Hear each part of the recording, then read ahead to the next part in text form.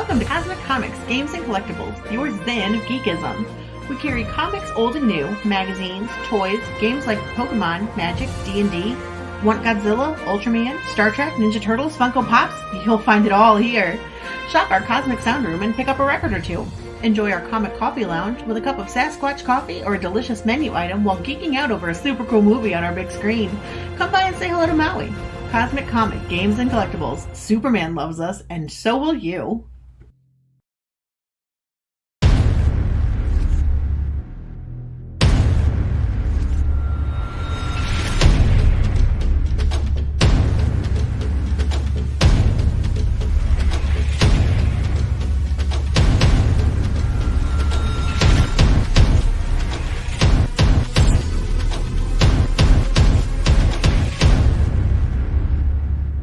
So I'm like, what comic books are you reading? Well, lots of them, just not yours, Kelly. So it is used to be called the open mic night. Found out that leaving it open allowed just about anything to fall in. We might open it up again sometime. And, if you are a friend of the channel who would like to join in, get something off your chest, let us know. We'll reach out to you on Twitter, DM you the link so you can come in here. That applies to you, Mike Jimmy. That applies to you, Clyde Crash Cup, you, Greg Levite. We all see you out there. Sometimes I feel like Miss Kathleen on Romper Room, holding the little magic mirror up. I see Bobby and Timmy and Jody. I see you all out there. Right over there. I see you. Hi, welcome. Glad you're here. Oh, yeah, we got a COVID sticker from YouTube because I'm looking for, I've been playing around with titles for Open Mic Night, something other than Open Mic Night 2021, January 22nd. Or 23rd, I guess today is. So I've been playing with like the Friends theme, where every episode was like, the one where this happens. And I just put the one where none of us have COVID. And I noticed that YouTube threw a sticker underneath of it, like, great, wonderful. Be interested at all if anybody ever gets to see this one, or maybe everybody gets to see it because they're searching, the C word. Anyway, this is the Open Mic Night, or as it used to be called on the Mickey Mouse Club, anything can happen day. So bringing onto the stream, Mike Walters and Chris Mulovich. How you doing, man? Hello, everybody. How are things in all your world, guys? It's good over here. How about you, Mike? Well, all right. I've had a pretty somewhat active. Of course, I had the historical comic retrospect Friday, where for the first time since I started that, I actually ended up having to do the show by myself, which meant I only went to about an hour and a half mark. Kind of harder to do something like that when you don't have somebody to banter back and forth with in terms of the commentary and stuff. At that point, it's just you reading stuff and giving your own commentary. And it's running a show without anybody at all is rough. Even if you're just interacting with the chat, what you do on Monday through Thursday, reading the news and then reading the chat, I could not do that, man. I don't have the creativity or the stamina to keep coming up with stuff. But that part isn't quite as hard because as I said, in setting up the newscast, all I had to do. Well, the hard part sometimes is particularly like last week where the news cycle was slow, so there wasn't as many things coming up. But then again, sometimes you have some stories like releases that just have so much information that I initially on Thursday I had initially planned to do 9 stories. I barely got through 4, and all 4 of those were, of course, the comic-related stories. There's George. Okay. George can begin. Well, I know something we could talk about that is on everybody's minds, and I have a news story here that I'm going to refer to reinforce it. Late books. Everybody's talking about late books. Here I'm looking at a list of some books here that, wow, they're comic books and they're being pushed back until September and November. And I'm like, this is January, and you're telling us it's going to be that many more months before we get our books. People are right. That's unconscionable. We should hold these people to account for not being able to keep a schedule. This late books thing is just unconscionable. I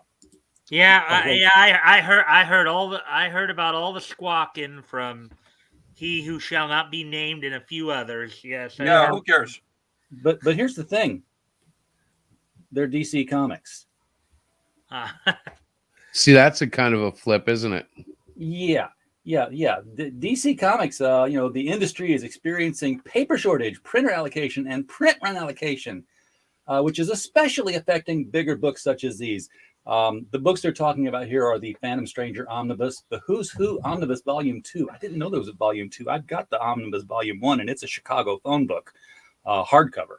So, and a Green Lantern Alliance graphic novel. So if you were looking for, these books, you're going to have to, hurry up and wait because you're not going to get them till the end of the year now. Are they released digitally? No, they're not. At least it doesn't say that they are. Right. And I wouldn't be surprised that they're not. I mean, these are omnibuses. So, this could be another reason why at least according to one of Yellow Flash's videos, while all but 2 books that DC has on the top 50 are Batman books. All but last week it was nothing but Batman books. Yeah. Well, there were a couple of exceptions. There was a Justice League book that kind of got on there and a Wonder Woman book, but those were that's the list. I'm talking about though last week for shipping. Nothing shipped last week from DC that wasn't a Batman book. But you can get something else to read. You can always get Life on Korra here from Jimmy Lorsha de Bruin. It's always on time. That's right, because he's got somebody shipping that knows how to turn books around. Hey. So I know how to turn books around. Could that somebody's initials be RJC? Maybe could very well be. I've also noticed something else that was in the news, and we saw it all across the news sites last week. The death of the Justice League is happening in Justice League 75, and we've seen all the different pictures. And here's the thing that's kind of flying under the radar is that they're canceling Justice League, and they're also canceling in the same month Joker. Now, this is Joker's had his own title now, and I think it's been like Jim Gordon's been chasing him across the globe or something. It's hard to keep a villain have a title like that. It was easier with Catwoman because she was sort of an anti-hero. Joker had his own series before, and it only lasted like 7 to 9 issues. Jim Aparo drew a lot of it. It was an interesting book to collect. But I'm starting to wonder, are the two things connected? And the reason why, let me get the right picture up here. We've seen this picture here. This is the picture. I even attacked this. I attacked this picture. I poked at this picture because the perspective to me was all off. I'm not an artist, so I can't really say that. But it did look like they were all kind of limbo dancing. It looked like these coffins were floating. Well, I'm thinking maybe there's a reason why these coffins all look kind of off in their placement. Because if you flip it with those fire pits and that curvature, is that not the Joker face? Well, if it's not, it needs to be. They need to realize there's something cool they could do with that. Well, and I'm wondering if they just haven't hid that, because it's if Joker's being canceled and Justice League are being canceled and the Justice League had been killed, perhaps the Joker is behind their death. I know there's this whole they went to see the Dark Army and only one person came back. That's a little generic. But... Well, okay, now explain something to me though here. Okay, so I'm guessing that this version of the Justice League has, Clark, it has Kal-El, Bruce Wayne, and Diana here, and they're the ones being killed off.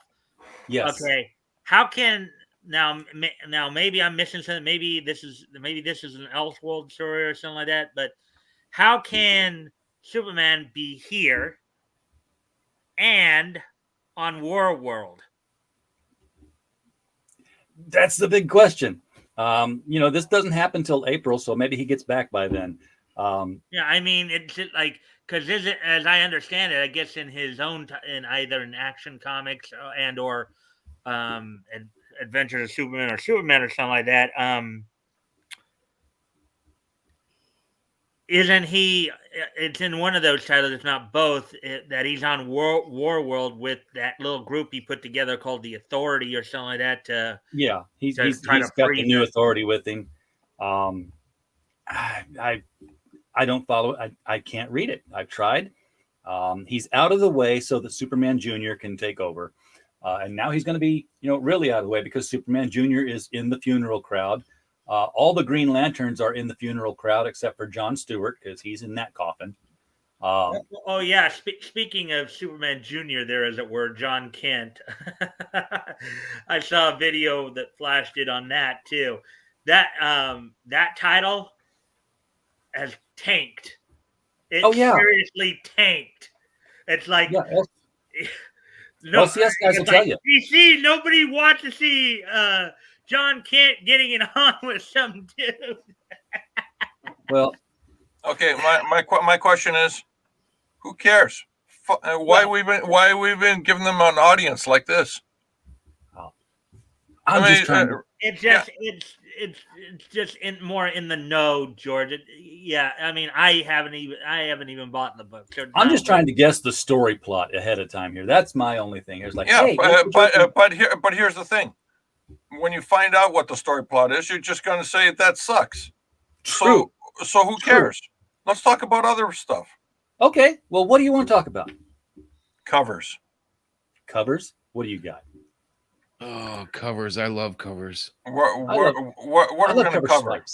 I think my favorite cover in the world was Dancing in the Streets by Van Halen. Well, while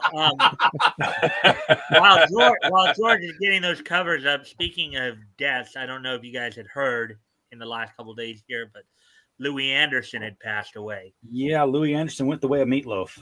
Yeah, I heard the guy died fighting a polar bear. Fighting I a polar bear. thought he had already died. That's what was really. I guess I was confusing him with John Chris Candy. Farley. No, I thought he was John Candy, and I was like, oh wow, Louis Anderson. John Candy died back in the 90s, I believe. Yeah, it's been a while, but I didn't. For some reason I had them both assigned in the same head. Well, they do have similar body types and looks. Yeah. John Candy, Chris Farley, and Louis Anderson. Well, yeah. Well, let's see. John Candy back in the late 80s there had his own cartoon show called Camp Candy. And then, of course, Louis Anderson had a cartoon show of his own Life with Louis, which initially started out as a primetime cartoon, and then they moved it to Saturday morning. So this is cute, right? Everything that's kind of like yellow has subcategories, right? Here's Superman's subcategory. Lots and lots. Lots Matt of C history. has an important update. Gilbert Gottfried's still alive. Yeah, he's been in a lot of stuff. I would not be surprised if Batman's wasn't just as let's extensive. Let's look at Batman. Lots of history there. Lots of history. Mm-hmm. Lots Avengers. of history. Look at Avengers. Look at Avengers. Yep. Archie. Archie should have pages of it. Come on. Look at that. I like there was a place that used to do tweets of Archie, and it was out of context Archie panels. Oh my god! it was hilarious. Oh, look at German books. Superman Tech or whatever. I can't even do that. Mike can speak German, right? No. Oh no. Well, you're close. Just because I'm 2.5 hours driving away from Germany doesn't mean that I know German. Dutch and German are completely different. I'm like 7.5 hours away from Canada, and I can speak Canadian. Eh? I know how to speak 3 languages. Hey, RJ, Miss Rena's asking something there. Oh, yes, Miss Rena. You want to come hang out? I'll get you the link. I know how to speak 3 languages. Which 3? Australian, American, and Canadian. There you go. That's all you need. Oi, hey, and what's up?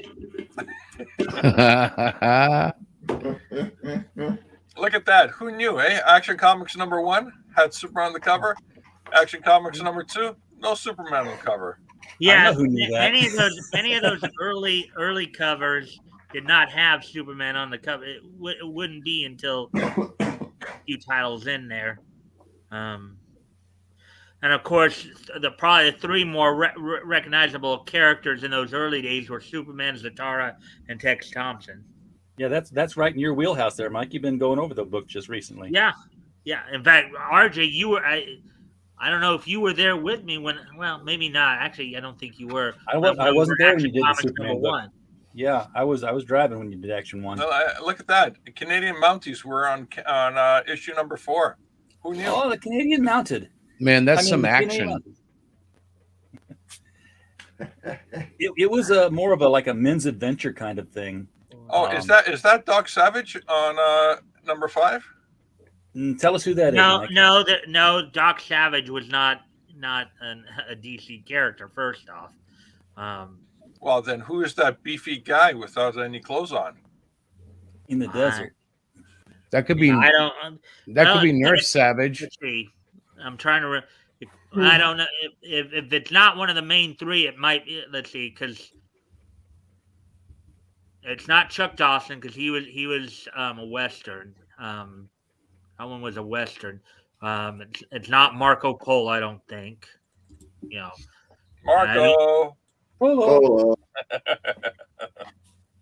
Let's see here. Oh, I'm going to look it up. Who is that man? Because he's probably on #6 too. Actually, it might be Tex. Initially I thought on 6 there that might have been Tex Thompson, but then I realized I don't think it was because I was thinking a story arc that happened a few issues from Action 6 through 8. You know what? I think it's Marco Polo. 8 was when Tex Thompson first encountered the Gora. Yeah, I think it's Marco Polo because it's set in the Arabian desert there, and I'm looking through the stories that are in there. Nothing else really matches. Zatara faces the Egyptian wizard. That is not Zatara. Amenhotep. He faced off against Amenhotep, who would later come back in Justice League of America, I think it was Justice League of America #51, I believe. Yeah, I bet that's Marco Polo. All right. And here I was thinking when I first saw the one with the gorilla #6 there, I thought that might have been Tex Thompson because I remember, I think starting in issue 9 maybe or 10, there was another story arc he did called Dr. Kichung's Ape Army, which was one of the stories that introduced a particular theme of the idea of being able to transplant human brains into gorillas or into apes. Gorilla Grodd? No, that was for Humanite. The Humanite, yes. But Humanite that's probably Congo Bill. Issue 13. That's #13. Pause here, George. You see that cover, that gorgeous Superman cover? Yeah. Why in the world am I seeing Amazing Fantasy 15 when I look at that cover? Huh. Oh, good eye. Oh, that's something about Spider-Man? Oh my God! Look at the similarities in the guy that's on being pulled by Superman. I mean, it's not exact. It's not, if you blade one over the other, they're totally different covers. But obviously because the angle's different. Yeah. I do remember from Action Comics 1 and 2, Superman was involved in a story where he eventually went to San Monte. That's what the name of the country was, and basically he quite literally scared a weapons manufacturer out of business by forcing him to join one of the armies. And if the guy tried to sneak away, Superman was there to say, "No, you're in the army, dude. You're gonna see what your weapons. You're gonna see exactly what your weapons are doing to people, and you're gonna feel the fear and the pain that they feel, dude. You notice this cover on the right, that's actually Indian wrestling, where their legs are interlocked. Yep. Yes, it is. It's kind of a form of judo. Speaking of the Spider-Man reference there, early on, I don't know if a lot of people know this, but early on there was a no prize that was spotted. Dr. Octopus tells an early Spider-Man, says, "I've got you now, Superman." And it got printed. So I used to have the no prize book of all of these things, and that was in there. And Stan said, "Fortunately, DC's lawyers were out of town that day." So nobody got fired, huh? Nobody got fired. No. They couldn't. You can mention Superman in the book, but you can't have him on the cover, the name on the cover, unless it's an actual sentence like "Man and Superman," like John Byrne did in 249. Yeah. Superman, by the way, has appeared in a lot of Marvel comics, just walking through, usually as Clark Kent with Lois Lane in tow. Yeah, he appeared in, Spider-Man and Red Sonja Marvel Team Up? Clark Kent. That was it. Yeah. Clark Kent was in the bullpen talking to Robbie. Yep. Well, kind of more. I mean, Clark Kent would serve as kind of an archetype. Glasses, the hairdo, and the suit. I mean, you could argue that Alan London in his early days looked like Clark Kent. You know what's you guys know who Alan London is? No. Former too much information. Gosh. Former game show host. He was the husband of Betty White. Okay. Oh, that died back in the early '80s from cancer. He was probably his most famous game show that he was known for hosting was Password and Password Plus. Oh, I did watch that show. I did not know that. Back when people thought passwords were fun. Yes. Who thinks that Airboy would have made a great host on this cover on the right? Oh, Airboy, yeah. If you hadn't working with another company, but yeah, Airboy would have fit perfect there. Airboy, I think, came later though from this point. Yeah, he did. Soon enough to still be public domain, but there's Zatar on the cover of 12 right there. That's interesting that you got the magician on the cover with a spaceship. Yeah, I was about to say those two things do not look like one another. No. Well, what's really magic, right? It's just advanced science. Asimov. Now, 13 right there was Superman on the cover. 13 was the actual first appearance of the Ultra Humanite. And it's kind of funny because 6 of his 7 appearances of the Earth 2 human, 6 of his 7 appearances were between Action Comics number 13 and 19. Oh, by the way, I'd just like to point out in the chat that says Greg says I'm right. And Greg's a very astute gentleman. I'm always right. Yes, George is right. Never forget that. But George, if you went to McDonald's with people, what's that? If you went to McDonald's with people, and they drove off without you, would you then be left? Yes. Okay, I was just checking. And also during there's 2 of them now. During that 7, 8, it's infectious. Stupid jokes. It's infectious. It's contagious. Yeah.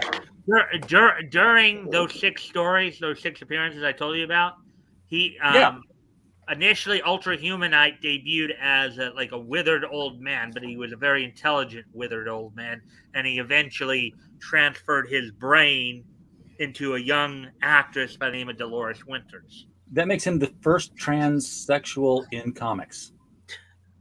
No, first transplant. Get it? Transplant. He's the first, transplant, brain transplant. So, and then he of course, eventually he did transfer his brain from her to an ape, an albino ape. Boy, he can pick them. Yeah. Well, the ape was stronger and would live a lot longer. Yeah, but it's hard to date as an ape. Yeah. Yeah. That would be my hang up because I'm sure Diana would dump me and I wouldn't be able to date.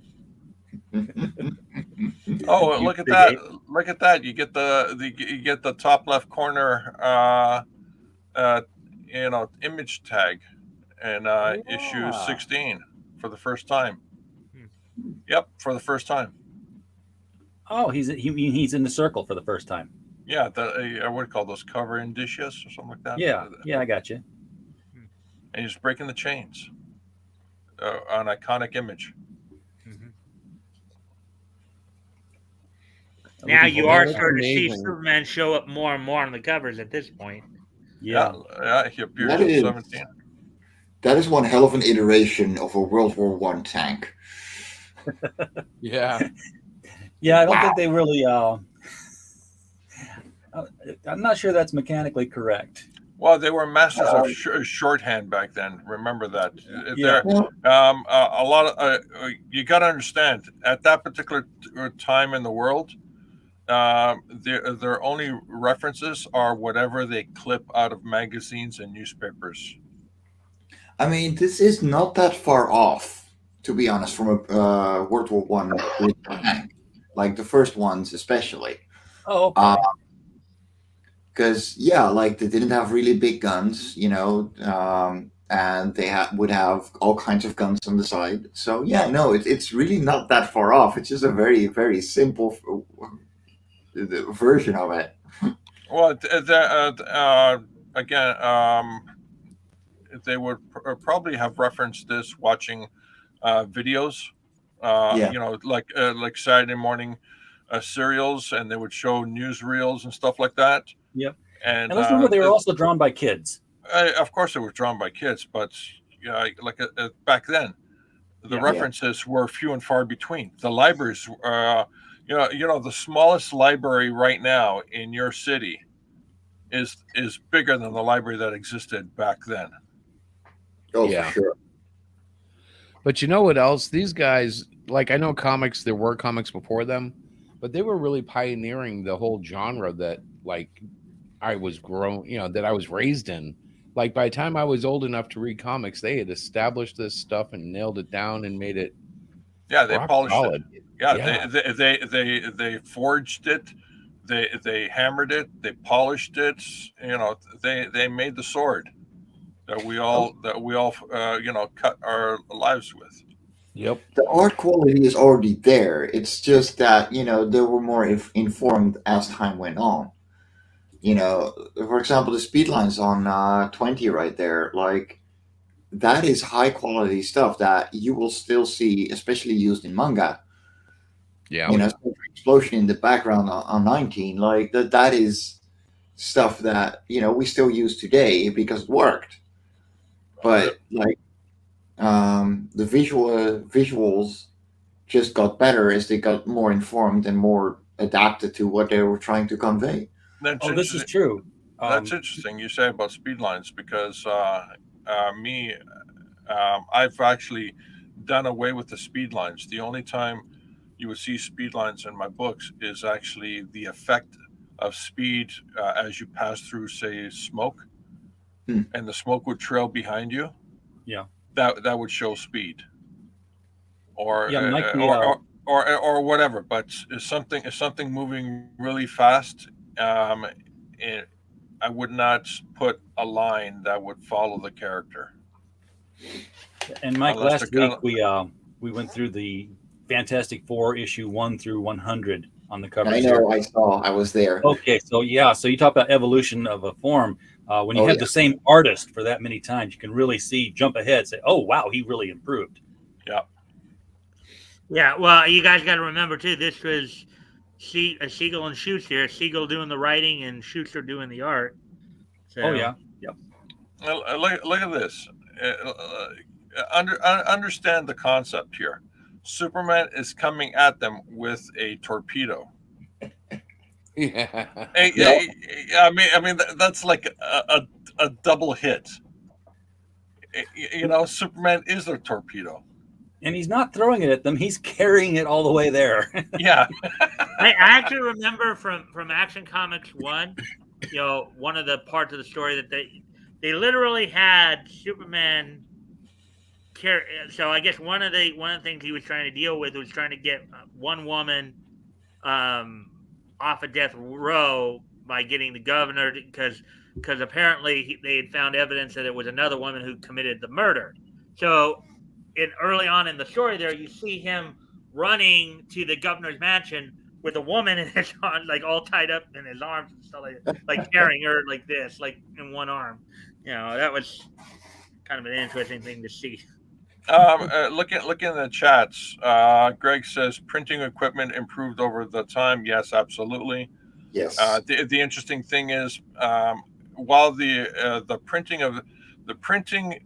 improved, they were still able to do full four color separations, but the separations at the time were cumbersome and coarse. So when you see say a movie poster that's in four color, well that's not actually printing, that's silk screen, and they were able to control a finer screen on it. During the printing process, for a machine to run four colors through the machine, the screen would be coarse. It wouldn't be as fine as it is today, like 150 lines, 200 Actually, lines. yeah. As I recall, too, it might have been through Dell or Gold Key or something like that, but I think there actually was a comic book called Four Color. Yes, there was. Yeah, yes, there was. Yeah. Yes, there was. And look on the right side. The beauty of the old comics around this time is that to show somebody being really strong and fantastic, they would pit them against something people can understand at that point in time. It wouldn't be some sort of fantastic super ship that's the size of a city. That concept did not exist. Yeah, you see Superman lifting a car. You see Superman, stopping a tank or lifting excavator, a construction crane here, or a construction digger. That's something people can actually relate to. They understand there's an actual size and weight to that machine that he's lifting or pushing back, and they understand that. Yeah, these days things have gotten so OP. There's number 23, and 23 is a kind of an interesting historical one, because do you know what happened in Action Comics 23? I'm going to say he learns to fly. Well, not where I was going with it. That was actually the first appearance of Alexi Luthor. What? The Alexi, that's what he was called back then, Alexi Luthor. The Luthor. Wait, are you saying Alex Luthor? No, he's saying Alexei, like a Russian name. Oh, okay. Alexi Luthor. That in the Golden Age, that's what his name was. And then later, and I think when on Earth 1, the Silver Age, they changed it to like Luthor was originally a Rusky. Aha. Yeah. Yep. Well, it's kind of funny because, first off, originally Luthor was depicted as being a redhead in starting in 23. Yep. What ended up happening, as I had read before, what had ended up happening was there was, I guess, there was some kind of like mistake, art mistake or something like that, where they actually painted him without the hair, and then that ended up being what stuck with people. But originally, when he originally debuted, he was like a redhead, and he was depicted as basically a megalomaniacal mad scientist. Just like John Byrne's room when he started his run. Wow. Yeah, getting red hair and then start to fall out. Now, do you know why the Silver Age Lex Luthor is bald? Because he and Superman were actually met as teenagers and were initially friends. Yes. And Superman had built him a like state-of-the-art lab, but then somehow the lab caught fire with Lex in it. Superman tried to save him and ended up blowing the chemicals in his face and ended up basically I guess I don't know if it's dissolving or blowing off his hair. Yeah, it dissolved his hair and it never grew back. And because of that one moment, Luthor became evil forever. I shall hate you That's not forever, Superboy, logical. because he was a bald-headed teenager. Well, I mean that was depicted over the years in a number of card I know in particular, I think in the Super Friends episode History of Doom, that's actually where I first saw that. Yeah, it was Where they in the comics. They even did it in Smallville. Only in Smallville, it was the kryptonite rocks that fell to Earth with Kal-El, and young 8-year-old Lex was found, and all his hair had fallen out. Oh, that's funny. That is, ooh. Yeah, So- and you'd have Michael Rosen. Kind of interesting that how Michael Rosenblum has been used for DC stuff, because he was Lex Luthor in Smallville, as you just talked about there. He's also he also voiced the Flash and Deadshot in the DCAU. Yep. He's the best Luthor so far, live action, bar none. Hey, Pops, glad to see you here, man. I hope you're feeling better. I haven't seen much of you since you got down with the flu. Greg Levitt is playing Desert Strike on the Sega Genesis while he's listening, so let's not disturb him. Now, let me take a break for a moment. I want to show you something. Because we're going to come right back to Superman, and here it is. Okay, you're seeing a panel, a comic Winsor panel McKay. from Winsor McKay, the great Winsor McKay, and this one of the panels out of my comic book. Now, when after I show you this, we're going to go back to the Superman thing, and you'll understand why. It just hit me. So I'm going to show you this in layers as it comes in. Background. Beautiful background. Hmm. And then the snow, the light effects, the foreground, Winsor McKay's character, Yep. and then my character. Very nice. So this is in book 1 or book 2? Book 2. 2. So so let me just bring this original. Winsor McKay is a hero of mine. I mean, we wouldn't have the animated cartoon if it were not for Winsor McKay. People were doing animation, but it was all kind of like experimental stuff, saying, "Look, my square gets bigger, it gets smaller." Oh, nice. Yeah. He's the first one who actually did storytelling with it. So here's Winsor McKay, and mine. Sweet dude. Very cool. Okay, now no one's going to know that but you and the people who watch the stream. Well, Greg apparently thinks we're disturbing. All right, now. Yeah. Well, Always. we'll try to be more turbing. Going back to this. Now, I got to tell you that from this point forward, I've seen so many artists what we call pay homage to Superman covers, where they take the Superman cover that you see right around this, even Action Comics #1, and they redo and they do paintings. Like Alex Ross has painted Action Comics #1 so many times. This this cover here on the left has been painted by artists over the years. This cover on the right has been painted by artists over the years. Oh yeah. And going forward, you'll start to go, wait a minute, I've seen that before. Yeah. It's because people have gone back to the old stuff and they said, you know what, I'm going to draw my character in this pose and say after shooter, blah blah blah blah. And there's nothing wrong with that. No, it's wonderful. It's absolutely wonderful. Yeah. I think it's when you don't say after this, or you actually trace it, that it's. Yeah, as long as you pay respect to the original, and say after this artist at this particular year. Superman fighting a lion. Yep. No, notice the S on the chest. Yeah, it's more yellow and red as opposed to red and yellow. Yeah. It's also not defined in the very same specifics that we have today, but that evolved a lot, you know. Yeah.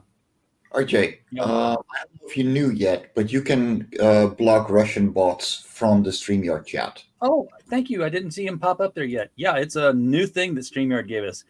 Доброе утро and до свидания. Yeah. Oh, I love it. Well, actually, RJ told me about it, Mike, and I didn't see it either because I didn't looked over. But one of us, if we had noticed it, would have probably A lot of pair of eyes. So good. Yeah, deal. beautiful. Yeah, I had Russian bots on my stream, and Jack Shepard and Jazz Crab. Everybody was just going dead.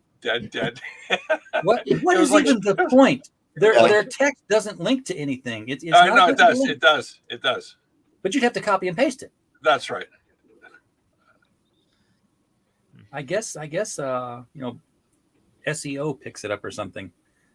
But Yeah, pretty much. So are we getting Superman flying by issue 28? Is that right? looks like it. No, because he flew flying before. I mean, okay, so Superman officially first flew in a comic book in Action Comics number 65. Oh my God, we've got a long way to go.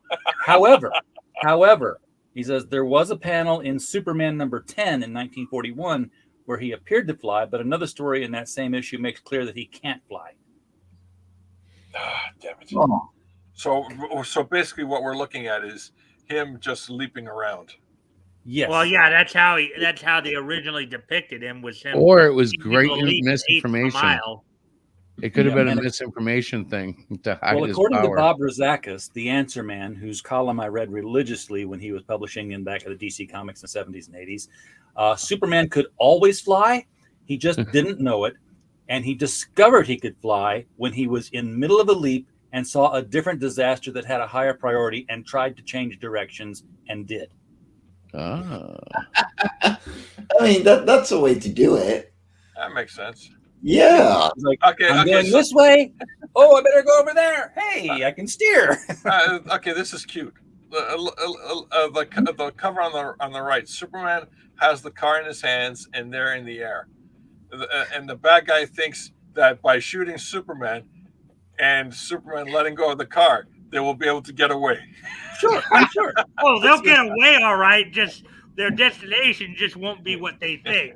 It's chitty chitty bang bang. Did you ever notice in the Superman television show, they would shoot him and George Reeves would stand there and the bullets would bounce off his chest and then they'd go click, click, click, and they'd throw the gun at him because the bullets didn't hurt him. So let's throw the gun. But here's the thing.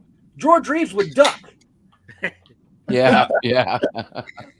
Well, not only that, but all those bullets that actually bounce off him, wouldn't one or two ricochet back onto the bad guys at least? He's doing the rock peck flex thing where he's sending them the direction he wants to go. He pops them where they need to go. They're not following any direction. It's random. He's just popping and locking. He's a Superman. Yeah. Mm-hmm. And I always liked that Superman was never drawn like a real strong muscle man because Yes. that's why John Byrne gave Clark Kent a set of weights in his room. He's like, well, if he's going to be a real muscle man, he's got to be able to explain why he is. Yeah. Well, look at that. what you're saying is he had more lean athletic muscle as opposed to Yeah, like he didn't look like a gym guy who muscle. could lift 50 Like pounds or 500 pounds. He's no Hulk Hogan or Big Papa Pump Scott Steiner. He's not those guys. But eventually they did make him more like that. In fact, they made fun of that with a book called Megaton Man, which was a Superman riff. Oh, yeah. That was a good one. Because he had his secret identity. I can't remember what it was. I'm going to say Chuck Trent because it was something like that. And he'd be like at the Daily Planet, the newspaper, in his civilian clothes, all hunkered down over this little bitty typewriter because he's like, 800 pounds of muscle mass, and everyone's pretending that they don't know who he is. And the editor would look out the window and say, gosh, the town hall's on fire. Sure would be nice if Megaton Man showed up. And speaking of size, the cover on the left, there's definitely a size problem with Superman and the armored vehicle. Yeah, just put him in that armored vehicle, and it's basically like a pedal car to him. Yeah. You know what's even funnier is that wasn't like a bat. Well, it could have been a cut and paste, but it would have been manual. Yeah, but like that's not some computer error. Somebody probably drew it that way. That obviously it's a size restriction because everything has to fit within the context of the words. Yeah, I'm kind of amazed at how much of the cover they allowed to be taken up by the title, but I guess that was because of the way they stacked them on the shelves. Yeah, no, that's exactly right. Yeah, what you're seeing there with the title, Action Comics, that's pretty much how at this point in time, that's how they were doing like all of their comics at this point. Yeah, adventure, detective, more fun. We're all like this. Yeah, the shelf space between say shelf one and the next shelf above is literally that much space. Yeah. So so you're able to actually see the title itself in a sea of books. Remember, back then there were a lot of books. It wasn't just this. Yeah, so that's why they started putting a little indicia with the character. Yes. Yeah. Oh, that's a great retail shot. world. It was such a wonderful place. Well, it wasn't really the retail world. It was the newspaper stand that was the primary push. On the and they were all standard size. At this point in time, that's where you would have to go get your comics, was the newsstands. Yeah. Right. Glory. Yeah. Oh, I just got followed by Mr. Pectacular. Nice. Mr. Pectacular? Your OVW Wrestling National HBWT champ, CBS Big Brother legend. I don't know why he's following me, but cool. I've been following him for a while. Okay, does that look like a German prison on the left? Or is that a factory? Looks like a factory to me. That is it's supposed to be a factory, but like being in the Netherlands, having seen these kinds of things, that's a prison. Don't go in there, Superman. Bad things will happen to you. Don't drop. And we've read it now. We know it can happen. Notice how they're more and more they're cutting into the words Action Comics now. Yep. Yeah. Although the letters go over his cape instead of under it, so. On the right, the on the right they go over, don't they? Sure. Yeah, look at the character on the right. Yeah. Now that's that's cutting and pasting there, literal cutting and pasting, because they didn't draw the logo every single time. No, they had a stat, right. basic stat of it. Yeah. You know, as a kid, I never knew that, and I tried to draw every logo I ever did perfectly. Yeah, it was a mechanical stat. They would photograph, not photocopy, photograph onto the page.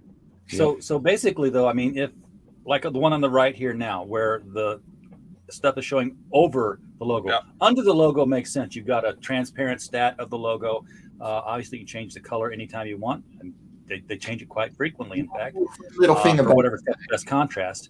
But on the right, did they actually draw it and photostat that on something like cellular? They close cut the artwork of the tank over the page, or they close cut Action Comics and peeled away with the difference. Yeah. Okay. A couple of quick little notes here, because I know we've already passed issue 33, but issue 33 was where Tex Thompson, I believe it was in 33 that he became Mr. America there, and then sometime I think in the late 30s or early 40 issues he became America Mando. Yeah, they were trying to make him more superhero-y after that, because he'd just kind of been a man of adventure before then. Well, let's go back all the way to the beginning, right? And right, it just breaks into the words, right? Breaks Right. in nothing, Mhm. just slightly breaks into the words. There's there. another cover with Zatara on there. Yeah, Yep. I know. We On went the back. right, That's the same one we saw. slightly breaks into the words again. Slightly breaking into the words. Nothing really obnoxious. Well, there is something that's in the title there too. Is that No, I know, but watch carefully and understand. There's a reason why I'm going back to is for you to see just how many items. Okay, notice the lion now has broken into the words quite a bit. Yeah. Okay, Obscured half of the word. That's right. But if we continue, everything else is just slight. Right? Some editor must have gotten hurt about that lion. No. It's not that. And the tank here looks like it's coming up into the letters pretty good too. That's right. What you're seeing is what's going on is unconsciously and without knowing or anything like that, the editors, the people who were managing the publication at this time, they were very, very comfortable now with the book. They knew people would know what this is, so the artwork is showing off Superman's strength was more important to be in front of the words of the title. That tells me that they were very, very comfortable impeaching on their own standard rules and regulations. And I don't remember much brand recognition. Yeah. 39. So a funny little thing about that tank, because you see the black and white crosses, that means it was supposed to be a German tank. This is a British tank. This is a Mark IV. So, hijackers. Maybe the Ruskies got their hands on the tank and. Yeah, Ruskies, Germans, you know. Look at that! Look at what's going on. Superman really breaking into the words now. Into the words now. They're getting more comfortable. People know that this book is making money. People want this book. It's selling millions of copies. Yes. They're looking for that A more than they are the whole logo. That A is iconic. I mean, they kept that underlining A even through today, I believe. Yeah. Look. Right, not as bombastic, so it doesn't break into the cover as much. They knew what was awesome. It had to be in your face.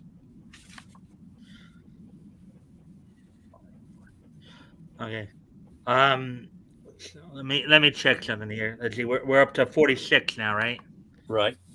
All right. Yeah. Let me just check. So at this point, for Action Comic number 46, the editor at the time, apparently Whitney Ellsworth, I guess, had come back to Action by this point. He initially was with DC, but then when they got rid of Major Nicholson, he left for a while. But I guess by this point he came back. He came back to DC by this point. Action Comics number 46. Approximate on sale date was January 16th, 1942. Cover date 1942, and among those who were featured in there included Superman, The Devil's Playground was the name of the story, Vigilantes, Crimes in Color, which I believe that's him facing off against one of his rogues known as Rainbow Man, Mr. America, Iron Giant, Congo Bill, The Death of Congo Bill, and Zatara fights the Nazis in Europe. So those are some of the stories. All right, and notice the cover on the left. It's a variation of Action Comics number 1. Oh yeah. You got the he's throwing a guy instead of a car, and the same guys are running. Yeah.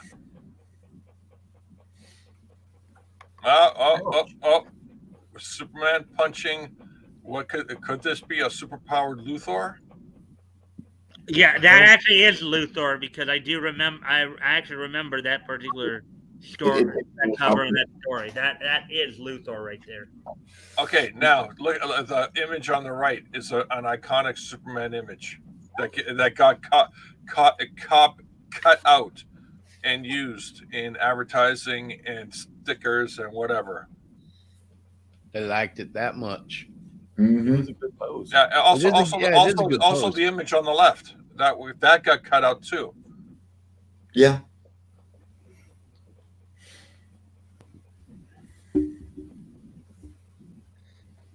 $49. All right. Why would you have put a target on the side of your? I was just about to say, like, do you want trouble or what? Yeah, shoot here. Well, if actually, this is pretty incredible. Look at the anatomy on Superman. It's well drawn. It's no longer a caricature. Oh yeah, they were getting much better. Just like I mean, this is 49 covers now. Not all of them even Superman.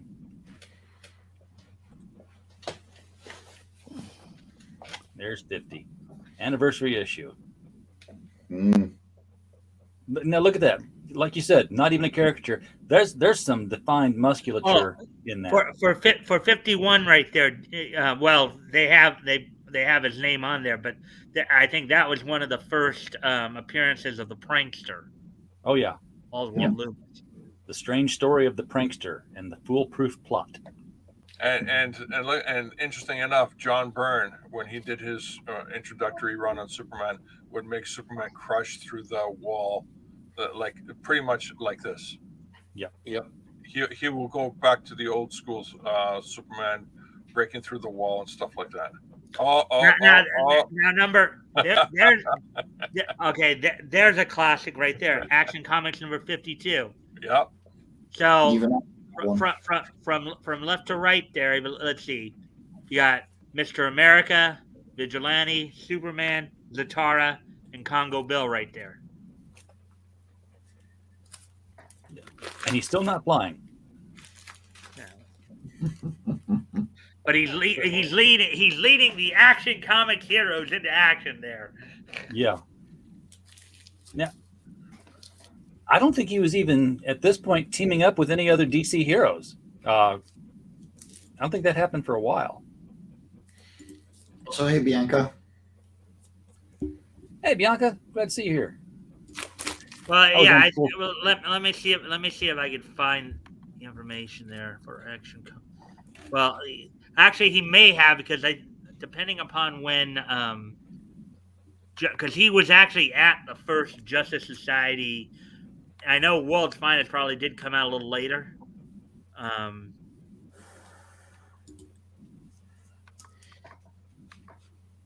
Let's see. The Joyce monthly magazines. Talk about goals. Well, these weren't monthly back then. Actually, what were these, weekly? Actually, Action Comics was monthly. Except for the time during World War II, where Action actually even remained monthly there because it was one of the more popular ones. But Batman and Superman didn't meet until 1952. Wow.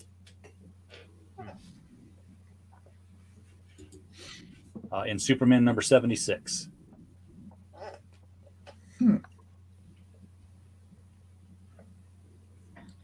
I'm guessing they handled it in the typical cheeseball fashion of two heroes coming together for. Oh my God! Yes, no one can even come up with an original idea for having characters meet up, other than they accidentally meet up, they have a fight, and then they shake hands, and then they fight the bad guys. It's it was also stated though that they were both at the first meeting of the Justice Society, and that happened in like All-Star Comics number 3, which did happen back in the 40s. Yeah, but were they present in the comic book? I don't think they were. I think that's sort of like revisionist history, saying yes, they were Justice Society members, therefore they must have been present at the meeting. But in the book itself, they weren't there. Also, Zizi is my vlammenwerver. It werfs vlammen. You want to try that again in English? No, it's a flamethrower. It's a meme. Oh, I wasn't. Your accent killed it on that one, man. I was like, what did he say? European. Hi.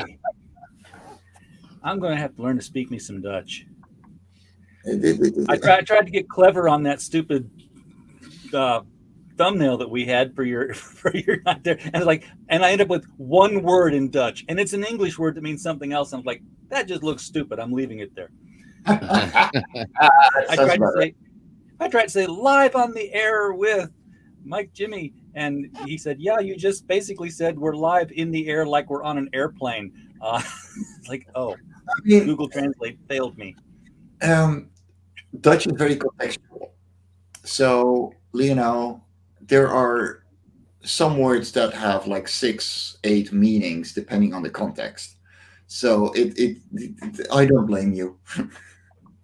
I thought I could trust translate.google.com to just and sometimes like things. Like, yeah, you were technically correct. But yeah. You know what? I worked for a manufacturing company one time, and there was one of the plants in Mexico. I had let them know that database server was down and would be back at a certain time. So I ran the whole letter through translate.google.com, and I sent it, and email came back, says, "Dude, we speak English down here." Thank you for trying. Please don't ever try again. Yes, that's what they said. They said, we appreciate the attempt. You don't have to do that. Yeah, okay. So that you might be right there, because I thought I did remember reading something about that at some point, but oh yeah, when they went back and told Justice Society stories again, like in the 80s, they made them retroactively part of the founding membership. Yeah. As I recall, part of the a rule that they were doing at the time too was that if you had your own, basically they would put those who were just in the anthologies at the time in the team up series, but if you had your own series, keep holding that there. If you had your own series, what they would do is that they would make you an honorary member. Oh yeah. Superman and Batman were honorary members from the get-go because what would happen is later on, like Flash was the first chairman of the JSA, and then when he got his own title with All-Star, not with All-Star, but with Flash Quarterly, then he became an honorary member, and then of course it passed down for one issue to Green Lantern. Then he got his own eponymous series, and then it passed on to the Hawkman. Hawkman was a chairman for a long time. But hey, Miss Rena.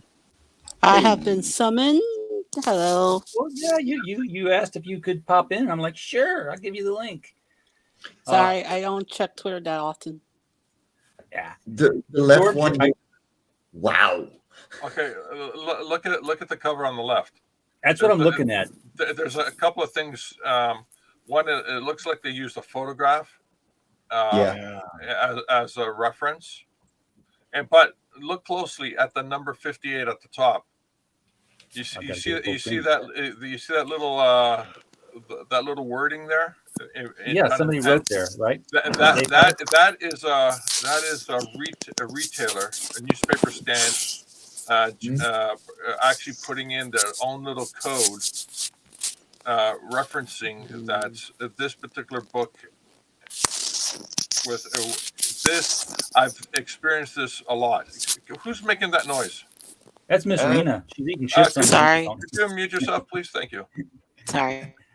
No, it's okay. But here's the thing that bugs me. When I would have been buying the books off of the newsstand, every book had a writing on it. Yep. Yeah. Right. Every book, except, of course, when I discovered the comic book store, then the books were pristine. They had no writing on it. But the newsstands, they had that writing, that like 3 or 4 characters. Then there's like a 10 over there above the selling as well. Yeah.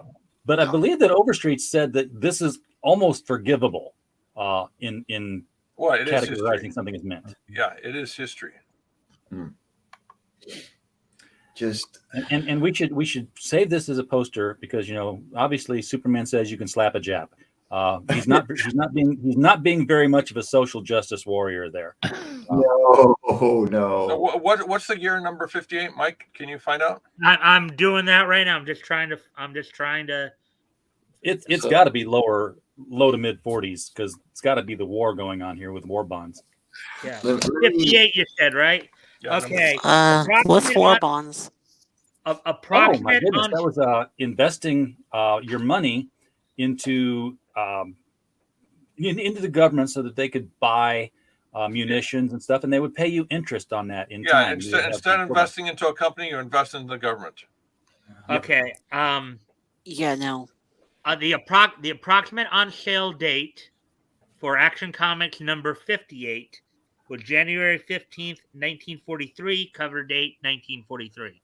All right, March of 1943. So we're deep past the bombing of Pearl Harbor. Yes. the While story- Captain America story- was punching Hitler, Superman was saying we could slap a Jap. Yeah. Well, let's see. Jack Schiff was the editor on this book, and then the stories included for Superman, the Fate of Adonis, or the Face of Adonis,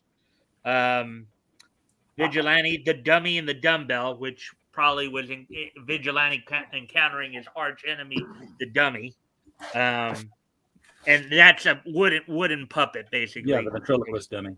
Yeah. Ventrilo. Mr. America was still at this point. The story was the brigade of the biting rabbit, Congo Bill, the full dress rebellion, and Zatara 7-year itch.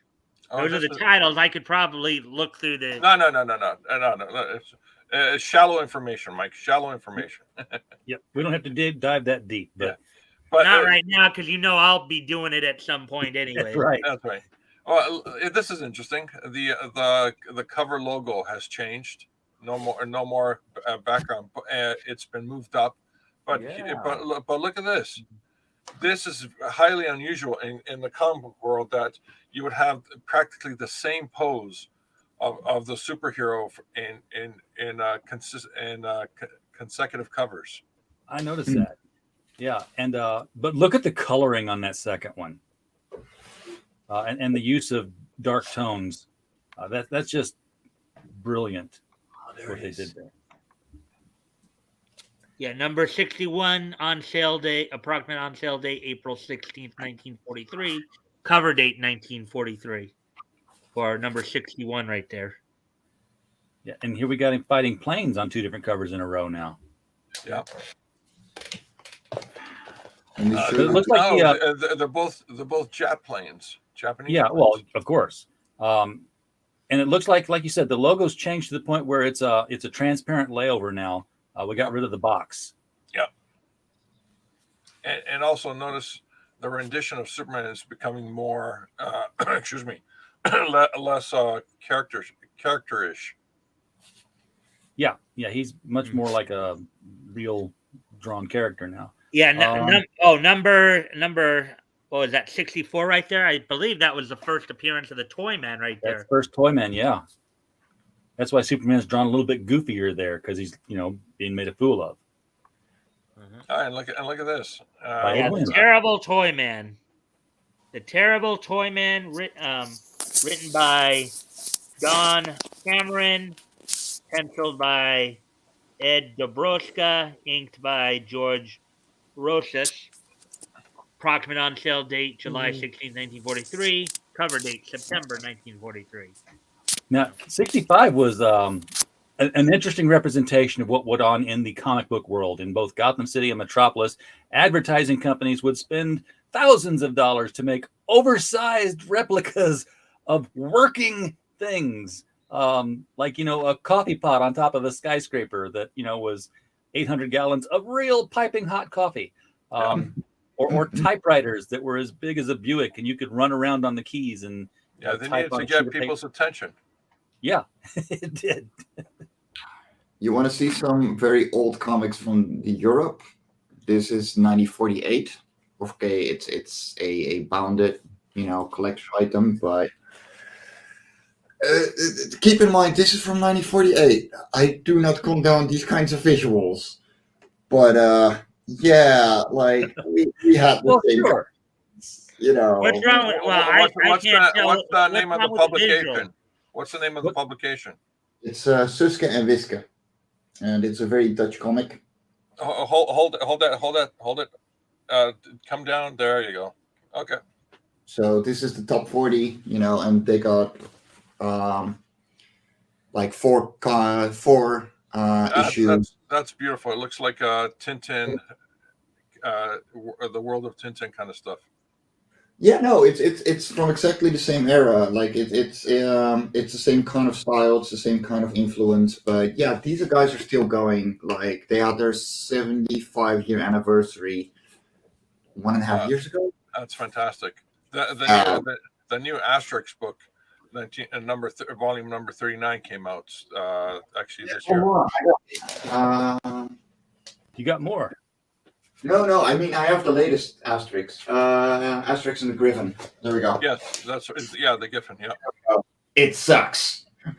Oh, jeez. Oh my god! As an original Asterix fan and a collector since I was tiny, like the art is amazing, but the story does not hold up to the 1950s and 60s. Oh yeah, come on. Asterix and Cleopatra, I think, was the pinnacle of the entire series. Yeah. Of course, the original writer died very quickly, and Albert Uderzo took over as a writer. He had some really high notes. The Odyssey of Asterix is definitely one of the better albums that you can get. But like the last 5-6 stories have just been utter shit. I mean, the writer, I'm sorry, like you do not hold up. Well, they're trying. There's something about the original people who put it together. Oh yeah, no, you're asking, well, not strangers. You're asking people who are not family to delve into the mind of someone who developed and put it together. For the first time. What bothers me is that the writing isn't bad overall. It's just that the plot goes everywhere, and it's been like that, like literally the last. Since they started, it really feels like they have no idea what to do with the characters themselves, while they have a backlog of like 40 stories that really build a world and made something very interesting to follow. And they're like, well, they're running around like headless chickens with it, honestly. Yeah. Here. Again, two consistent covers, practically the same pose. Yeah. I don't think it's about the exposure on the artwork. I think the printing methods have been, or the coloring in the printing methods are different. Yeah. Because even if the scanning was so bad, it wouldn't give you the blue to be that far off, that different. It'd be interesting to see, the actual real, a good copy, a good scan, a good photograph of the original covers, it being shot by the same camera, and see if the blues actually do come out the same. Again, the cover, the illustration on the left was an iconic pose that got clipped and used many times. Oh, What is he lifting there? That's that's a whale. It looks like a Moby Dick-ish whale. Mm-hmm. and he's making that little girl think she caught it on a hook. Yeah. What I really like though is that the little girl is a lot more like the European comics of the time. Yeah. While Superman is clearly the superhero standard that we know today and well have been for a long time. So it's funny to see such a big contrast on one single cover. Well, they did it again here too. Isn't the one on the right darker than the one on the left again? Yeah. Yeah. Wow. Oh no, that's I don't know. I like the dark contrast ones. Yeah, they got something. They really have something to them.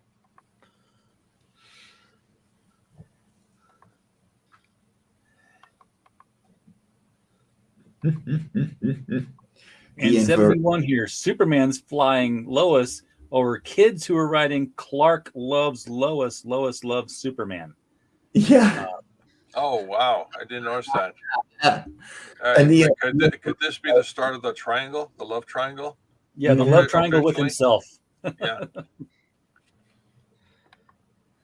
Well, actually, in the Silver Age, he actually had, from different portions of his life, he had 3 women after him. From his more than 3. Oh my God! From his teenage years, he had Lana Lane, and then from his college years, he had Lori Lamari, and then of course in his adult life, it was Lois Lane. Oh my God, gentlemen, this is a copy and paste between the two. Look. What's the difference? The hands are different. The hands are different. Yeah. It's a copy and paste. So they were basically getting, since we're seeing this pretty much on 2 consecutive issues in a row each time, it looks like they were getting two covers drawn together. I wonder if they even had one artist draw Superman and the other artist draw the background he was going to be put into. Possibly. Or Yeah. what I'm thinking, because of that time and looking at the issue numbers, I think as production started to ramp up, and they had to be faster. I think so. I think the artist possibly that was commissioned to do these 2 covers just did creative shortcut. Well, and yeah, and I mean, especially if you just look at the head and the S shield. See that line bisecting the S shield down? It happens on each of them. Yeah. And maybe this has something to do with why we've been seeing one of them being darker blue each time. Perhaps something in the reproduction process. The other was causing it. So just so you guys know, the cover artist for these, the penciler was Wayne Boring. Yeah. And the inker was Stan K. Yeah, Wayne Boring. I mean, his barrel chest Superman. Oh boy. Mm-hmm. Yeah, Wayne Boring did the penciling on those covers, and then Stan K did the I believe that's how you pronounce his name from the looks of it. Yeah. Is the one who did the inking. And George, this one bears us out again here. I mean, look at the 2 Supermans and just take the one on the left and flip it. Yeah. Oh my gosh, that's right. Oh, look at that. It is. The angle, all you have to do is take the one on the right, mirror and rotate, and you got practically the same pose. And you got a darker blue. Oh boy, look at that. But in terms of artistic, the one on the left looks like it's natural. The one on the right looks like it's been obviously cut. Well, because actually there were different art for those 2, 74 and 75. There are actually different artists. For 75, Wayne Boring was still doing the penciling, and the inking at this point was done by George Rossos. And then for 74, the artist was Ed Dobroka. Yeah, and I can't see it because the text is so small. The gentleman pointed out that the two illustrations are drawn in different character styles because the woman is more cartoonish than Superman himself on the Yeah, left. yeah. So that's Dabrowski doing the background on that one, and Boring drew the Superman character. So that's definitely team up, and that's why I think that's why you got the darker blue on the other one. Well, the Superman story in '74 was the courtship of Adalbert Dribble. That was the name of the story. One of the comical ones that they would do. He'd help some poor sap out. Is that Jimmy Olsen? No. That's Prankster. That's Prankster. Asking me if he's got a match while his hands are full. This is pretty cute, where Superman punches the bike, but you actually can see they didn't do a shorthand. They actually showed you a lot. Excuse me, a lot of the pieces and the people actually going flying, so they didn't shorthand anything here. Mm-hmm. The Superman story in Action Comics 75 was Aesop's Modern Fables. That was the name of the story there. Oh, okay. Another iconic Superman pose on the left. Yep, you see that a lot. In fact, that was not when he wasn't breaking the chains with his chest there. I believe that was what ended up at the top corner for a long time afterwards.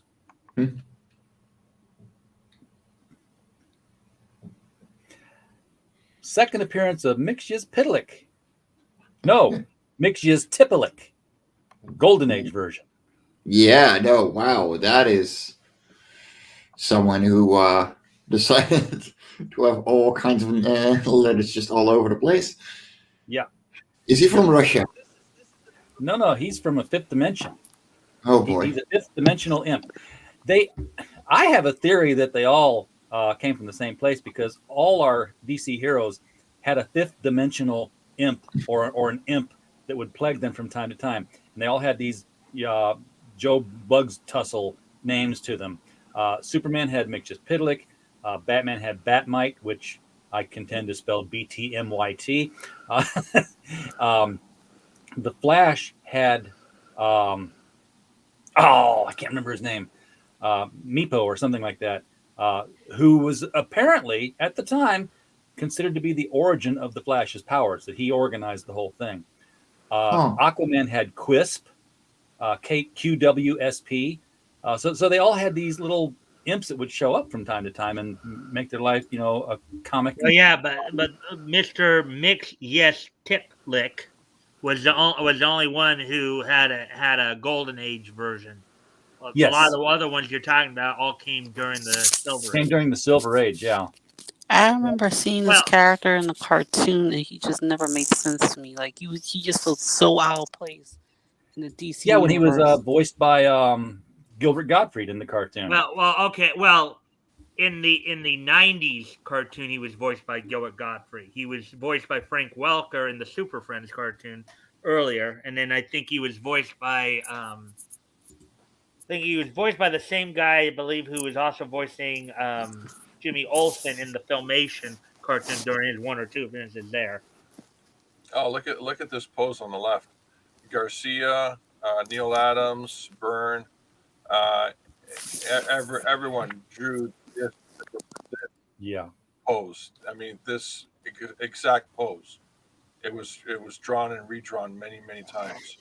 Oh yeah. So they had early tracers back in the old days. Well, this would be the original one here, and and then they would trace it. Trace it, or more than anything else, they drew it in their style, but they matched the pose because it's such a perfect pose. It's fighting a rock. The original Chris Redfield. Yes. Oh, he's getting his hair cut. Look at that. It's actually so stimulating for the scalp. Do you want me to talk? No, Mr. Superman. I want you to die. Yeah, they could have had him tied the other direction. That would have been parents would have called in. Yep. Yeah. Split the head, but not the legs.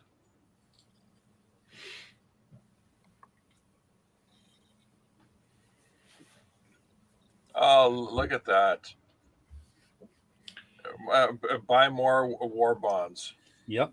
Comics were propaganda for the war. Yeah. Hey, comics are political? No. Say it ain't so. Comics being political and making money? No. Action Comics number 86, approximate on sale date May 16th, 1945, cover date July of 1945. So at this point, the war was actually winding down at this point. Well, they didn't know that. No, they didn't know that because they were. How long do you think they wrote these books in advance? I know we're like 3 months, 6 months in advance now. But... 3 to 5 months. Really? Yeah. Because you have the time. See, actually, no. Sorry. The comic book stores was 3 months in advance. So everything that's done in the comic book store, which would be 3 months in advance of order, they will go to press.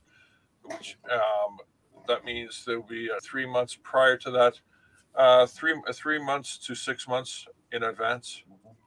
So this story was created, possibly worst case scenario, half a year in advance. So we could have had war stories going on after the war if they didn't scrap them. Yeah. There's no way for them to pivot that quickly. Yeah.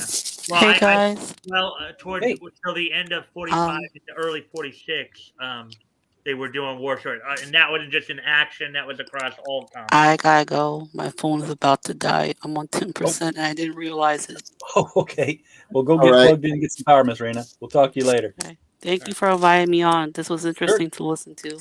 Glad to have you here. Go back, Magic Gal Media on Twitter and back our book. Give her some love, guys. Is that Laurel and Hardy caricatures? No. Those were they had a couple of appearances. You passed one of their previous experiences. A few. They're a pair of magicians, but they're kind of like they're not like successful magicians. So this particular story that you're looking at from is The Adventure of Stinging Men. Let me see. Hocus and Pocus was the name of their was their names. They were basically a magician pair. They were like stage magicians, but they were kind of like they weren't very good stage magicians. Okay. Yeah, we saw him a couple covers ago when Superman was coming out of the giant top hat, like he was coming back from Lidsville. Yeah. In fact, according to this, their previous appearance had been in Action Comics 63, and then they'll be coming back, or 83 rather, and then they'll be coming back in issue 97. You'll be seeing them again in issue 97. So now the one on the right here is bizarre, especially for that time period. That's just a that has lot kind of a psychedelic look to it. Like you would think that cover belongs more like in the 60s.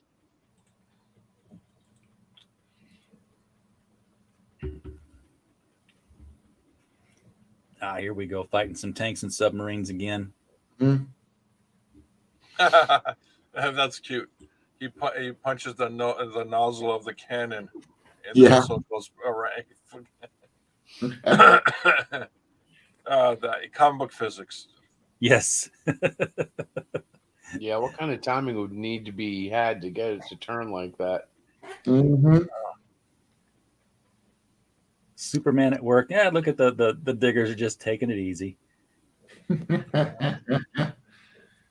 Well, let me see. That's what, number 92. Let me see that, because I think that might be. I'd say that's a November issue, because the one on the right would probably be a December issue. Actually, the Christmas ones were a little, the one on the right there on sale date was December 14, 1945, but it was a cover date of February 1945. You know Right, what? because that was Go ahead. because they were periodicals. Yeah. You know what I really And- loved about that time is that I looked for, you're collecting the books, but then at the end of the year, you're looking forward to the annual, which is double the storytelling, right? Yep. But also you're looking forward to that Christmas issue, where And I think this is the first Christmas cover we've seen. where the characters are actually celebrating Christmas right along with you. Well, by that point, by number 93, they had shrunk the number of stories down to 4. The 4 featured characters in as of Action Comics 93 were Superman, Hayfoot Henry, Vigilante, and Zatara. The story for the title of the story was Christmas Around the World. So. That's nice.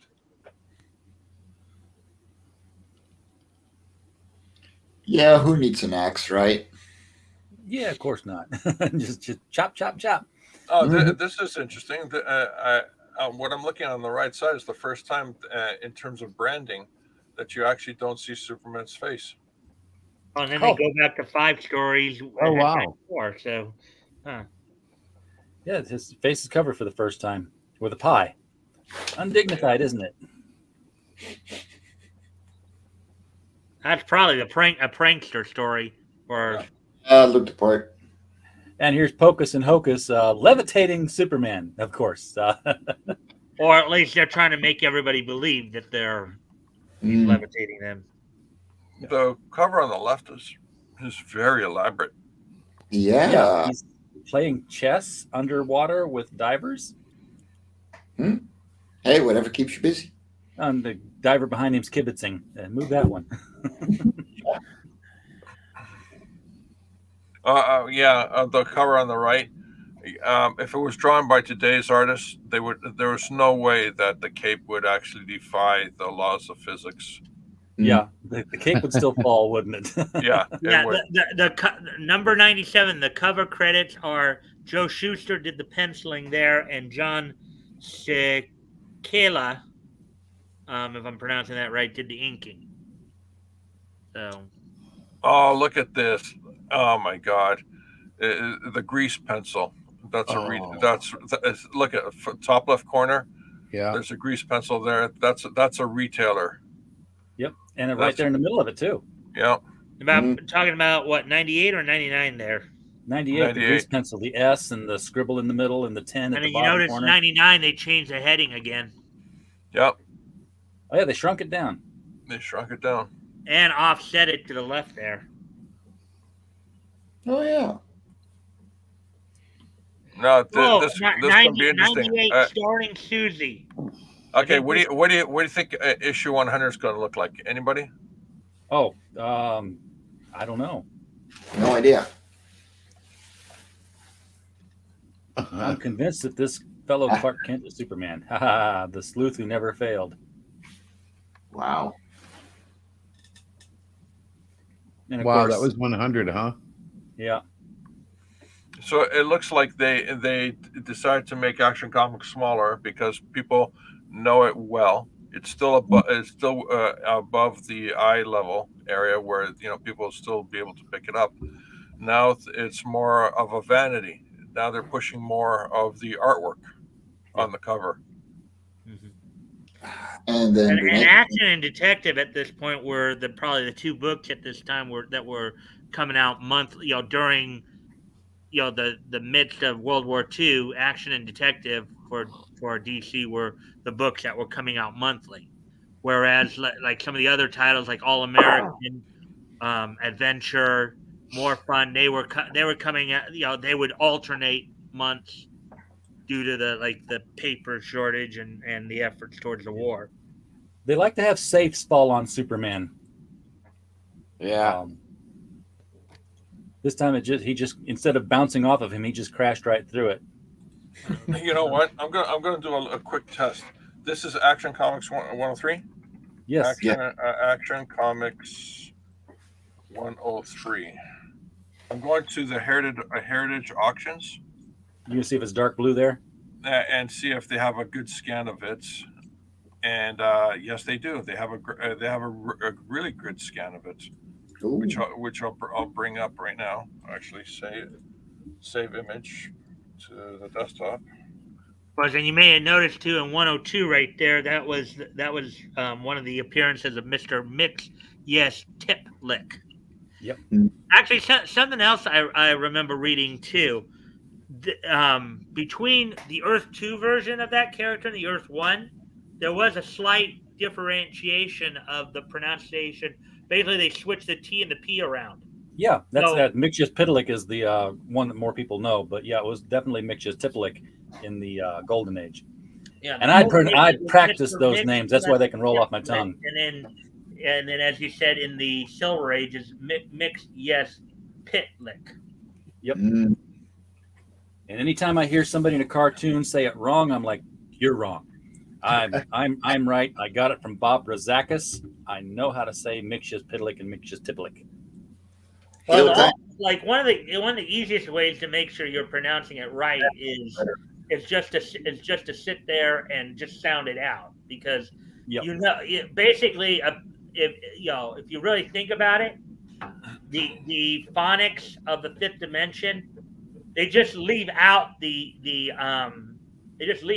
vowels, and you're just supposed to assume the vowels there. Yep. Okay, now, this is not as dark blue, is it? No. So the printing is on par. Good.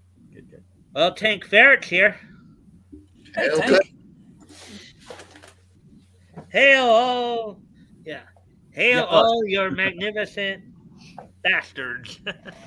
Oh, we got some more Christmas cover. Oh boy.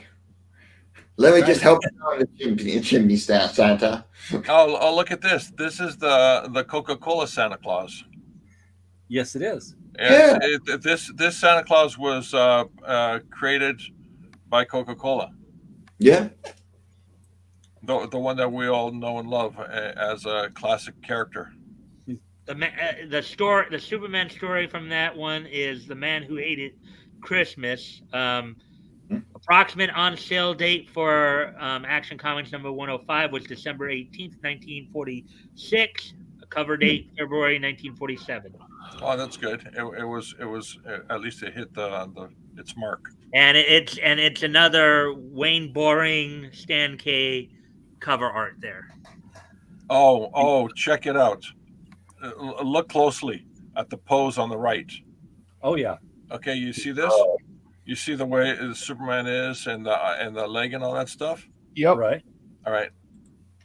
Looks real familiar. I think it's one of these covers here. Give me a sec. It caught my eye. There it is. There's the first Hocus and Pocus cover there. Look at the leg placement. Yeah. The leg placement and how it's drawn, and that keep your mind on that, and then you see that. Yeah. Which is funny. John Byrne, somebody I think said to John Byrne, he goes, "Why you draw the Flash like you do? You know, specifically, why are you copying everybody else?" And he says, "It's the Flash." I'm just paraphrasing. It's the Flash. There's only he's running. Yeah. You know, how many different poses are going to show the character running? Well, and some of those poses aren't so good in between the gait of a run, you know? Yeah. There's only so many poses that look really cool. Oh, there's the prankster again. I believe that's a prankster. Yeah. Isn't this great? That the bad guy, it takes center stage. Yeah. Yeah, The Man Who Robbed the Mint was the name of that story. And yep, I was right. It was the prankster. And Superman's the one pranking him in this picture. Mm-hmm. You know what? Based on what I'm seeing here in the artwork, I think this particular cover on the right, it was actually painted. It looks like it just from Well, the coloration. Boring and Kay are the ones who got the cover credits. Yeah, because it's just I see certain things like here, it's colored. Here, it looks like it's painted. I think it is. Now that one on the left looks very Siegel and Schuster-ish in its colors. What, number Or 108? not Siegel and Schuster, Max Fleischer-ish. Yeah, Fleischer.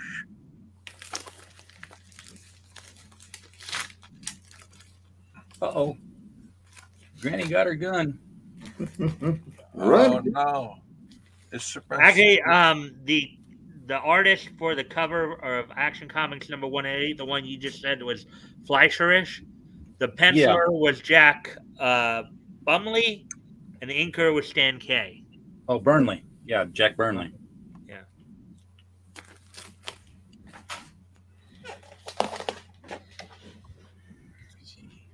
And just in case you guys are wondering, I have a window open to Mike's Amazing World of Comics. That's how I'm able to bring you the information. That, No, I wasn't wondering. What I was wondering is, why do you walk on a driveway and fly on a speedway?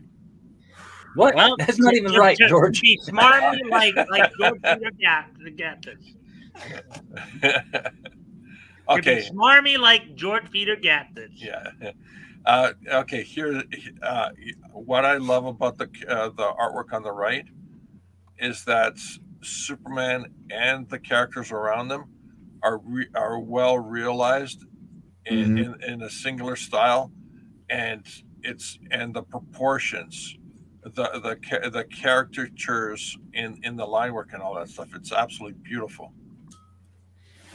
Yeah, it's actually a fitting image. Oh my God! You know what? I'm just going to go to Heritage Auctions and see if they have a good copy of that cover. This is Action Comics 113. Yeah, Wayne Boring did the penciling on that with Al Pastino doing the inking. Well, that is a great team right there. Oh yes, there is some good versions. 9 points. Oh my gosh. Tank answer question, by the way, George. Yeah. I fly speedways because I'm a rebel, and flying tanks scare the bleep out of people. Oh, Chris left us, huh? Yeah, he was falling asleep. We've been on for a while. Probably going to kill it in a few minutes here. Well, we're at an hour 43 now, so yeah. Look at the caricatures and the lines. Yeah, great stuff. Let's see if I can zoom. No, I can't. It's a one. Oh no! Wait a minute. I think yes, I can. There we go. That is good stuff. Name of the story for that was Just an Ordinary Guy. Ah, damn it! Somebody wrote over the cover too, but Yeah. The line work and the clothing, everything. It's really well realized.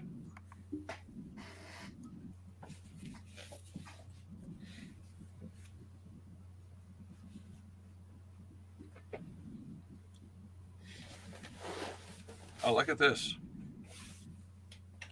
Another iconic Superman pose where a kid, is on Superman as he flies through the skies.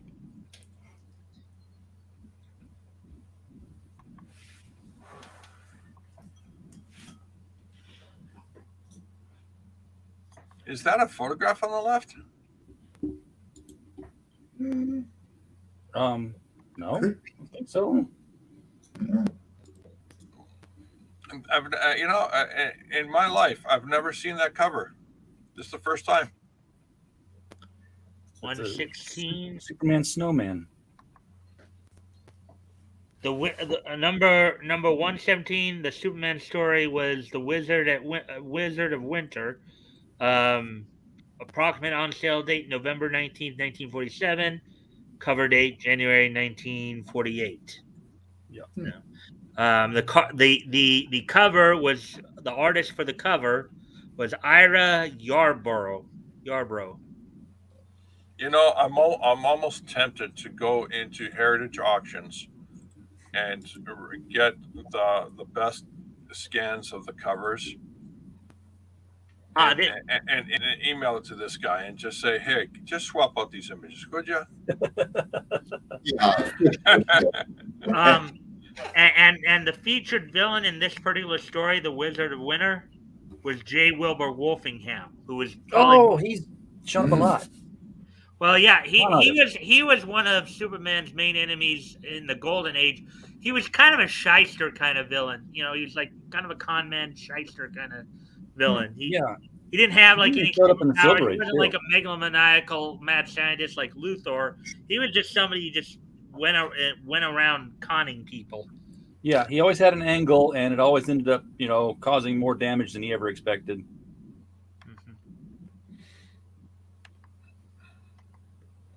It's very simple. It's cute, where Superman is trying to stop the car on the right.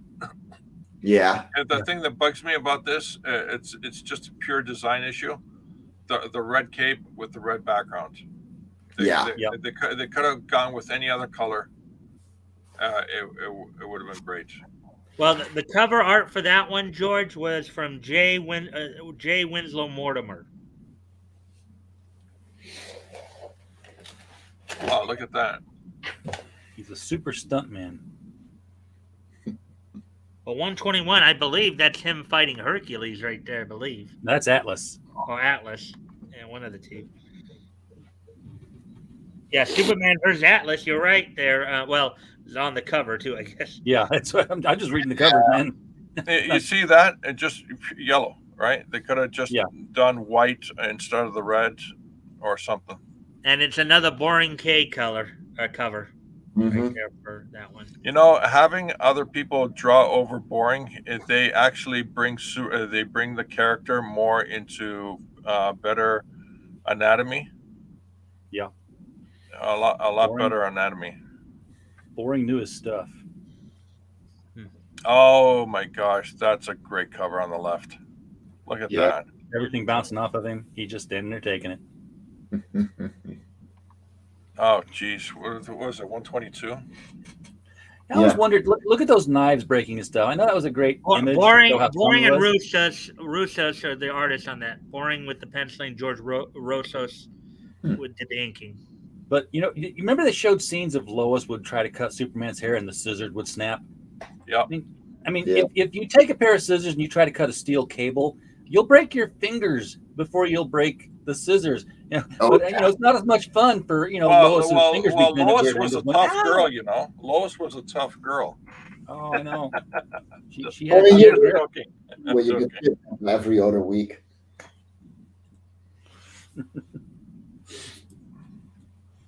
All right, I got these two covers coming up right here. Why? Because first of all. Oh, that looks a lot better. Yeah, you can see the colors much better. Also, right. Oh, wait a minute. Let's zoom in here. And that's a 4.0, and that looks beautiful. I like how the colors are subdued when the parts are underwater. That's a nice touch. Yeah. All right, and then wait a minute. Let's get that was that cover. Let's get the other cover. Yes, this.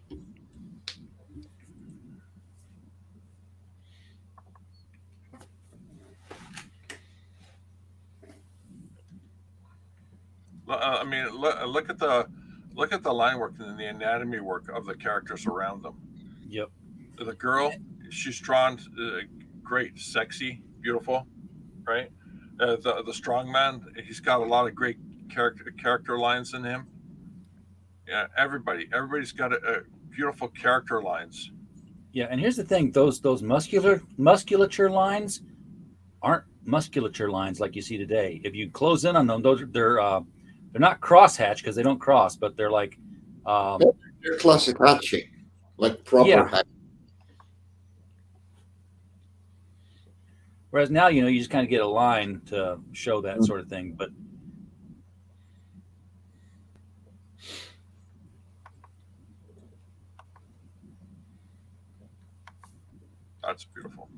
Oh yeah. Where are we at here? We should probably wrap it up with 125. That's a good stopping spot. Yeah. Let's hit 150 and we're done. 150? Okay, we can hit 150. Oh, wait a minute. Oh, look at that. There's the Superman logo from the sister comic. That's right. Oh They've yeah. got a Superman logo now.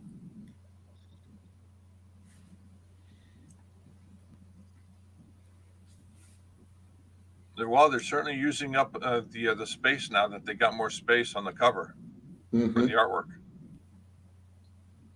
Getting used to it, getting more familiar with it. Making Superman a housewife. Well, radio. He's on the Real Game Show. Yeah. On Truth or Consequences, he meets Ralph Edwards.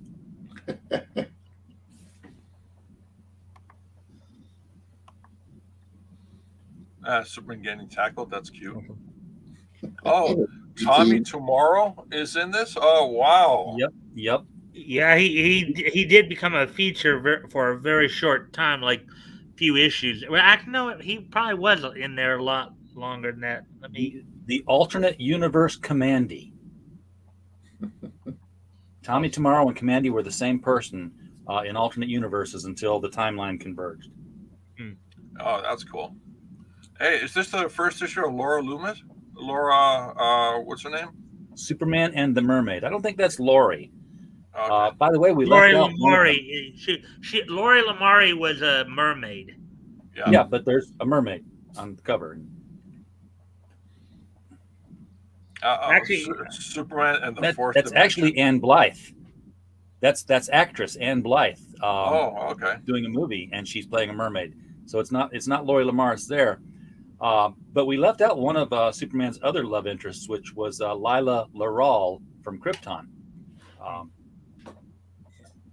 And all of, of course, all of Superman's girlfriends. Everyone who Superman has a sexual interest in is double L. Quick, somebody say Lex Luthor. Tommy Tomorrow, his first appearance was apparently in Real Fat Comics. There's a troll in the chat. Oh, see, I don't have the chat up. I'm in full screen mode so I can see these pictures best. Das vidanya, comrade. Das vidanya. Oh, okay. You already beat me too. I was just about to do that. Hide him. When you mentioned that. Oh yeah. Now that I've got it, I can let people do it, but the only thing I can't do I can actually leave links too. So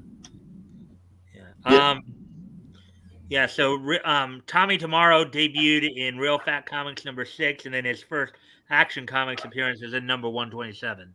So that was it back there that we just saw because we're closing in from there. Oh, look at that. The Lois Lane and Lasso. This is starting to feel more Silver Age now. It is. They're getting a little bit more silly with the stuff. Well, yeah, but it's still because so where are you at there on the covers? 136. Yeah, remember the war's over now, so 130. Yeah, 136. Let me see if I can pull up the date of the publication dates and stuff. On sale date for 136 was July 15th, 1949. Cover date September of 1949. Superman show off. We're 3 years away from the Adventures of Superman TV series. Yep, George Reeves. Yes, we are. But with the war over, there was a lack of enemies now to fight. So they had to start getting creative. They had started Hercules, Atlas. Oh my God. I'm seeing. Well, you probably also started seeing a little more of some of his you'd see some of his classic rogues gallery start to show up a little bit more, like Luthor, Mix, Tiplick, and Wolfingham, and Toyman and Prankster. Okay, well, look at this. I'm seeing the similarities right now. Okay, look at the bad guy on the right. The one on the left of the cover near his legs. You see the design, the facial design. Yeah. Mm-hmm. Oh yeah, very similar to the strongman guy there. Both. Look, they're both almost a mirror image of each other on here. Yeah. The design is the cranial design is basically the same. Well, this is another boring K cover. Yep, they probably just look at their old cover and say, "Draw a guy." Okay, I'll draw that guy. and the girl, Lois Lane in there, and this girl here, it's amazing that. Oh yeah, that's a mirror flip on the face. Yeah. Oh, look at this. Who knew that the Delta Wing was a thing back then? Was that just a comic book, foreshadowing of the future? No, it may have been because they were doing that stuff in comics back then. They were doing it in comics, and I think they started on that kind of stuff in the early 50s. So they're not far off. Yeah, actually, I can tell you just from my previous study of DC's history, you did in the early 50s. You did start seeing more sci-fi aspects being introduced in the stories, in the storytelling. This is Silver Age for sure. Clark Kent punching these guys out while Superman is in the background flying away. It's right in line with Silver Age doesn't Lois Lane. Start until like 53 or 54, though. It's like right along as Lois Lane is getting, is strong. This is Silver Age silliness, which is awesome. What was that, Mike? Well, technically, Silver Age didn't technically start until like 55 with Martian Manhunter. Well, no, but in Superman and Batman, they were already doing Silver Age stories. No, yeah, I know, but I'm talking about the silliness of the Silver Age, where you had Superman say, all of you are gonna die, and it just silly stuff. It was great. 141. So, that may be Luthor right there. 141. Oh, isn't that like a Flash? Yeah, that's Luthor right there on the left. Yeah, that's definitely Flash Comics #1 there, with her pose against the wall. Mike, when did Flash Comics #1 appear, and what Flash #1? I know it was 1940. That much I know. Okay, all right. So definitely. I mean, I could go back and look. No, it's fine. It's fine. No, it's fine. It's fine. Like, it's kind of funny because Flash Comics started out as an anthology, which featured, of course, Flash, Hawkman. Let me see. I believe Johnny Thunder was in that. The Earth 2's Johnny Thunder was in that as well. It would eventually become an anthology by the time the not anthology, but a feature where it was just featuring Flash by the Silver Age. But from its debut in 1940 well into the early 50s, it was a anthology. We're almost there. A few more issues to go. Classic, Superman pulling up, ripping open a safe.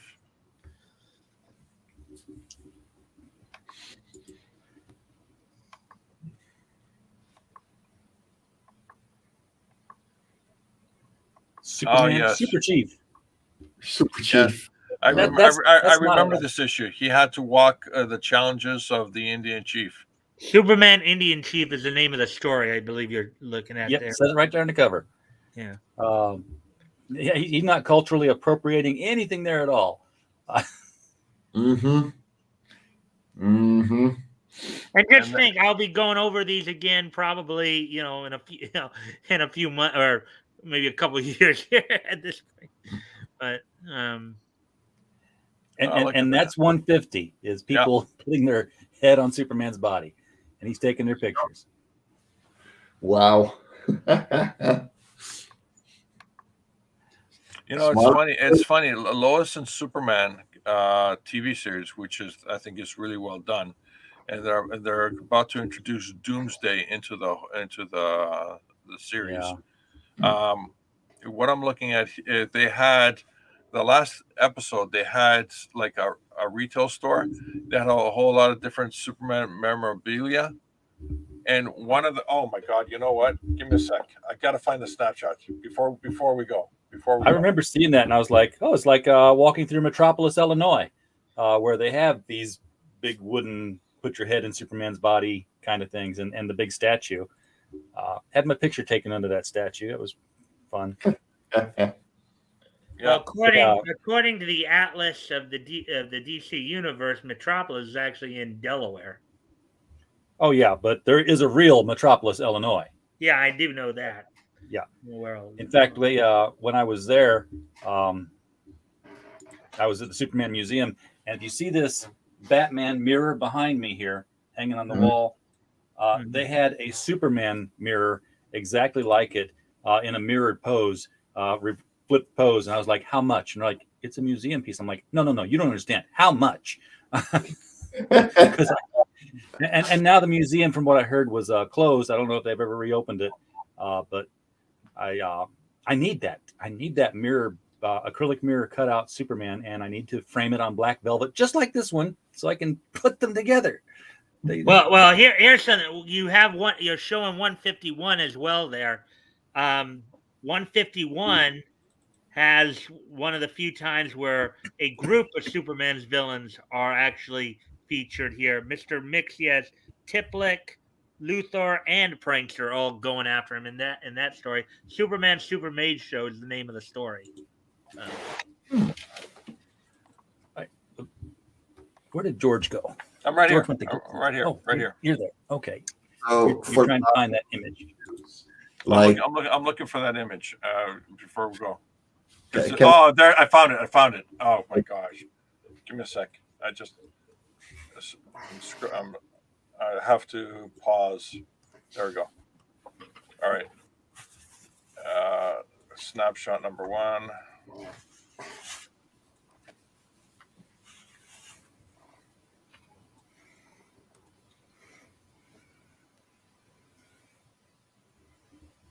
There we go. Snapshot number 2.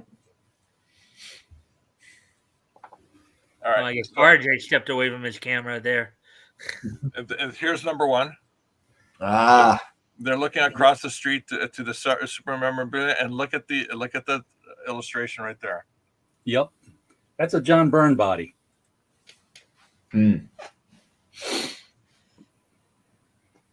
Nice. It's pretty cool. Isn't it awesome? It's like, you know, when I saw it, I goes, yeah, these guys are comfortable with their own skin. You know, it's like when the Flash, when they brought in the 90s Flash, it was Ships. I forgot his. Yeah, John Wesley Shipp. Yeah, I go like, yeah, the producers are comfortable in their skin. They're not intimidated by what's happened in the past and what's going around them. They actually brought the Flash of that era and they closed out the storyline. Holy fuck, that was awesome. I mean, it was like what was it? That Star Trek Continues, and they did this, and they did the Sulu episode where they closed out the character. He was the captain of the Excelsior, and you at the ending of the episode you saw Sulu with his daughter and his grandchild. And they basically closed out the character arc of Sulu on Star Trek Continues. It was incredible.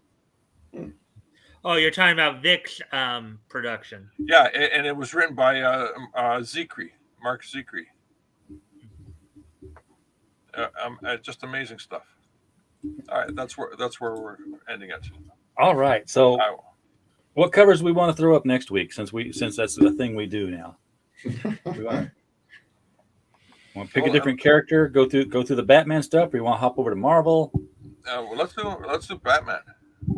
So Are you going to run through the Detective Comics covers or the Batman covers? No, the Detective. That's where Batman started. All right. Yeah. Yep. So we'll go 26 issues of nothing of Batman, and then we'll hit the 27th one. Yeah, exactly. Well, I can probably give some interesting details on the story topics too, just as we go along too. Yeah. Try to do today. All right. Well, RJ, guys. if I can have some time with you afterwards to talk. Yep. We'll do it. Glad you all jumped in here. Mike, I know is it late for you there, or is it like middle of the day for you? I forget. At this point, but like I had a couple of hours of sleep and then I just woke up and I couldn't sleep anymore, and that's been my entire time since 2 years. So like yeah, it's part of my winter depression. Honestly, I'm used to it by now. All right. Well, you and I are gonna have to coordinate what day we shave, just so we can show up on the same. Well, guys, thanks for popping in here. Everybody in the chat, appreciate you being here as well. We don't have a show without you, and we'll see y'all next Saturday, or next Sunday. Yeah, it's Sunday. Okay, next Sunday when we do another one of these, and it will be Detective Comics. We'll take a look at some Batman. So till then, good night.